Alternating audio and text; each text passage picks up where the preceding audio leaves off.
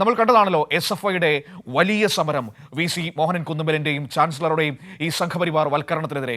അതിനുശേഷം പ്രവർത്തകരെ അറസ്റ്റ് ചെയ്ത് കൊണ്ടുപോകുന്നതൊക്കെ നമ്മൾ കണ്ടതാണ്. ഇന്നലെ അറസ്റ്റിലായ 26 SFI പ്രവർത്തകർക്ക് ജാമ്യം ലഭിക്കുകയുണ്ടായി. ജാമ്യം ലഭിച്ച സമര നേതാക്കൾക്ക് സംസ്ഥാന പ്രസിഡന്റ് M ശിവപ്രസാദിന്റെ നേതൃത്വത്തിൽ ഉജ്ജ്വല സ്വീകരണമാണ് നൽകിയത്.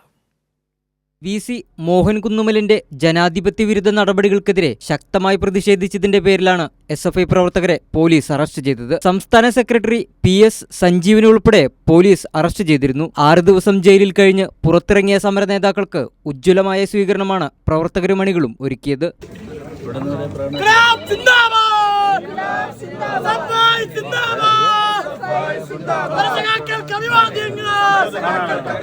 നേതാക്കളെ ചുവന്ന ഷാളണിയിച്ച് പ്രകടനത്തോടെയാണ് സ്വീകരണ ചടങ്ങിലേക്ക് നയിച്ചത്. SFI ഉയർത്തിപ്പിടിച്ചത് ശരിയായ നിലപാടാണെന്നും 2 സർവകലാശാലകളിലെ VCമാരെ പുറത്താക്കിയ ഹൈക്കോടതി നടപടി സമരത്തിന്റെ ആദ്യഘട്ടമാണെന്നും PS സഞ്ജീവ് പറഞ്ഞു.